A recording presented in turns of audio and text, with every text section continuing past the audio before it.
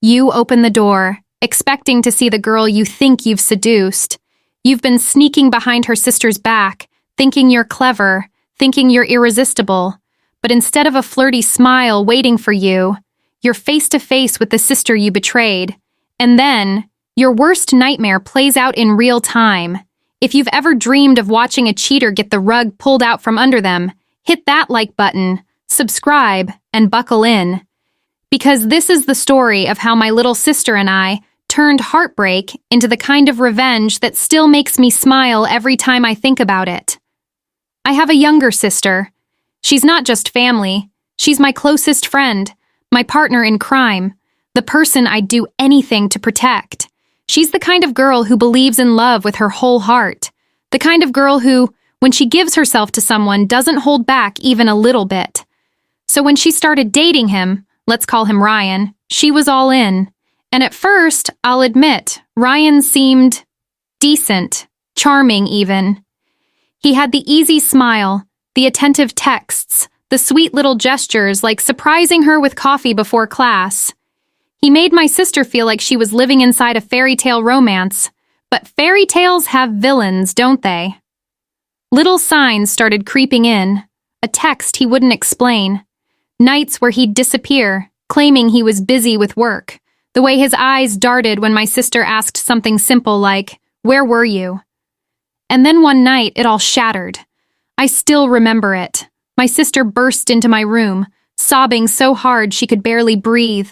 Her mascara had run down her cheeks, her hands were trembling as she tried to explain between gasps. He's with someone else. He admitted it. He just left me. I pulled her into my arms, feeling her entire body shake against mine. And in that moment, a wave of helpless rage swept through me. I could feel her heart breaking, like every sob was a knife in my chest. And I hated him. Hated how easily he tossed her aside. Hated how smug and casual he was about it. Like my sister's love was nothing more than a disposable toy he'd grown bored with. For days after, I watched her fade. She barely ate.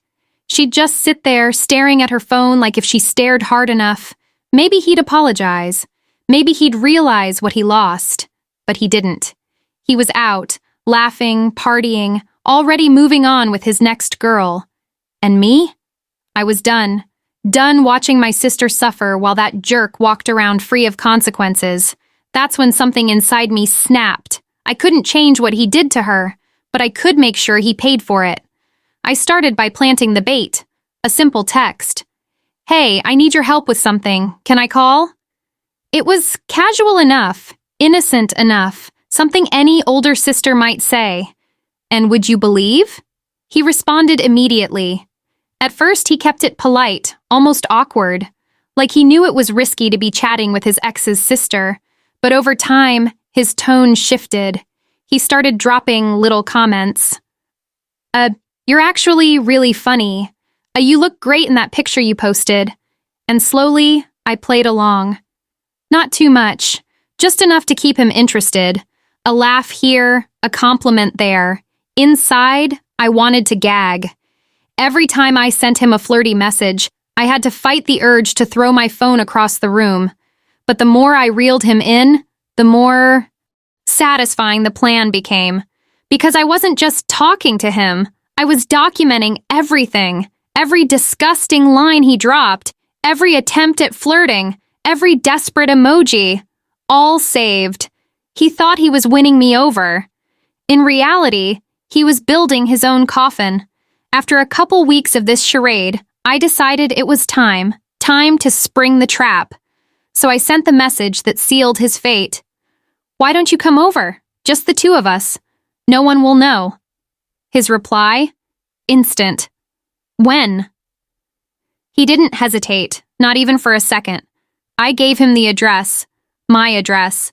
And that night, my sister and I prepared. We rehearsed it like a play. She'd be hidden in the kitchen when he walked in. I'd keep my cool, let him step into his own arrogance. And then, once he was comfortable, bam. Lights on. Sister enters. Trap sprung. I'll never forget that night. He showed up practically bouncing, grinning ear to ear like a teenager sneaking into forbidden territory. He even sprayed cologne. Too much, like he thought I'd be impressed. I opened the door, leaning against the frame like I was casual, like this was normal. Wow, he smirked, his eyes roaming over me in a way that made my skin crawl. You look amazing. Come in, I said, forcing a smile. He stepped inside, rubbing his hands together like he was about to unwrap a present.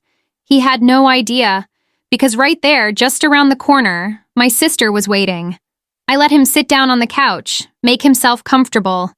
He leaned back, stretched his arms, even tried the classic, "So, should we talk in your room?" line.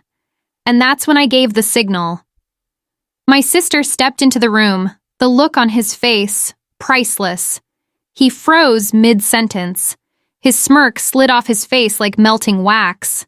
His eyes went wide, darting between me and my sister as his brain tried to compute what was happening. Sarah? He stammered. What are you doing here? My sister didn't flinch. She didn't cry. She didn't scream. Instead, she reached into her pocket, pulled out her phone, and hit play. And suddenly, the room filled with his own words. Every disgusting message he'd sent me, every late-night text, every emoji, all read out loud by that cold, robotic text-to-speech voice. He paled. He stuttered. He tried to grab at my phone, shaking his head. It's not what it looks like, I swear. I was just joking around. But the evidence was undeniable. My sister stepped closer, her eyes locked on his, and in the calmest, coldest voice I've ever heard her use, she said, "You didn't just lose me. You lost both of us. And guess what? Every word you wrote is saved. So go ahead, try explaining that to your next girlfriend." He opened his mouth, closed it again, completely speechless.